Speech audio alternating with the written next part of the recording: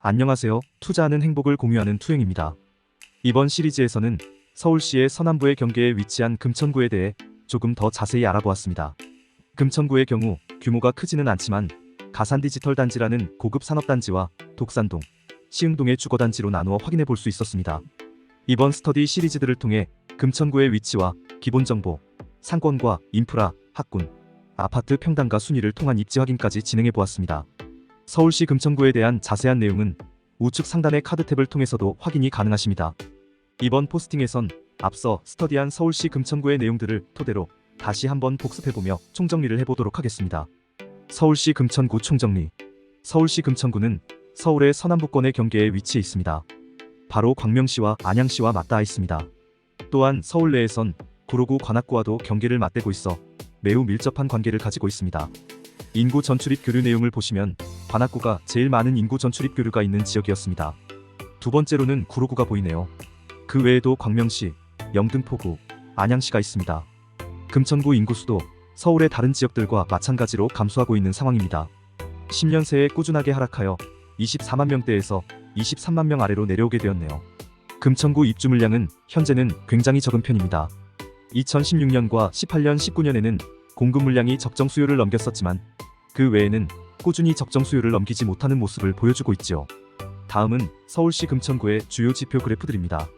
이를 보며 금천구에 대해 자세히 살펴보도록 하겠습니다. 먼저 서울시 금천구 시장 강도 그래프입니다. 서울시 금천구의 시장 강도를 보시면 매매가의 변동폭이 그리 크지 않았다는 것을 확인할 수 있습니다. 타 지역에 비해 빠르게 매매가가 회복하는 모습이라는 것이죠. 전세의 경우에도 반등의 힘이 엄청납니다. 이미 매매와 전세 모두 가격은 상승 전환이 완료된 상황입니다.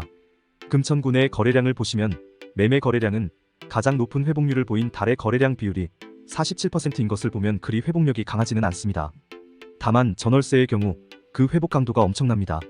거래 비율이 288%의 회복률을 보여주는 달도 있었습니다. 그 외에도 거래 비율이 200%가 넘는 달이 매우 많이 있었습니다. 전월세 거래량 회복력이 매우 강한 모습을 보여주고 있습니다. 분양의 경우 계획된 물량이 거의 없는 수준입니다. 하지만 미분양은 준공전과 후 모두 존재하고 있습니다. 미분양 물량의 수는 34세대 정도이며 그리 치명적인 미분양 수치는 아닌 것으로 파악됩니다. PIR의 경우 근로자 3분위의 경우에는 아직 좀 높은 편이고 법인소득 기준으로 보면 평균에 거의 다가온 모습입니다. 아무래도 근로자 3분위보단 법인소득의 기준이 높기 때문에 평균치 계산 시 항상 법인소득 기준에 더 가까이에 표시가 되는 것 같습니다. 다음은 서울시 금천구 내 300세대 이상 단지들의 평당가 순위 분석 데이터를 토대로 10평대과 20평대 실거래 평당가 순위권 단지들을 다시 한번 확인해 보도록 하겠습니다. 서울시 금천구 10평대 매매 실거래 평당가는 최저가 2,640만원, 최고가 3,543만원으로 형성되어 있습니다. 독산동, 시흥동으로 구성되어 있습니다. 서울시 금천구 10평대 매매 실거래 평당가 순위에서 1위를 차지한 단지는 독산동의 금천 롯데캐슬 골드파크 1차 82A 타입입니다. 서울시 금천구 20평대 매매 실거래 평당가는 최저가 2,623만원, 최고가 4,219만원으로 형성되어 있습니다. 독산동, 시흥동으로 구성되어 있습니다. 서울시 금천구 10평대 매매 실거래 평당가 순위에서 1위를 차지한 단지는 독산동의 금천 롯데캐슬 골드파크 1차 97B 타입입니다. 10평대와 20평대 실거래 평당가 1위 단지는 모두 독산동의 금천 롯데캐슬 골드파크 1차가 차지했습니다. 마치며 서울시 금천구에 대한 전반적인 스터디 시리즈를 모두 완료했습니다. 이번 시리즈들을 통해 서울시 금천구에 대해 조금 더 친숙해질 수 있도록 알아본 것 같습니다. 서울의 주요 업무단지인 가산 디지털 단지를 품고 있는 금천구로 1호선과 7호선 그리고 신안산선 호재를 품고 있는 지역이었습니다. 상권가의 경우 시흥시 상권가가 굉장히 거대하게 형성되어 있었죠. 하권가의 경우 상권가에 비해서는 그리 크지 못하고 협소하게 형성되어 있는 모습이었습니다. 학군의 경우 특출난 학교들은 없었지만 그래도 시흥동의 동일여고가 학업성 취도 85% 이상의 준수한 성적을 보유하고 있었습니다. 아파트 평당가의 경우 대부분 독산동과 시흥동이 메인 입지를 차지했습니다.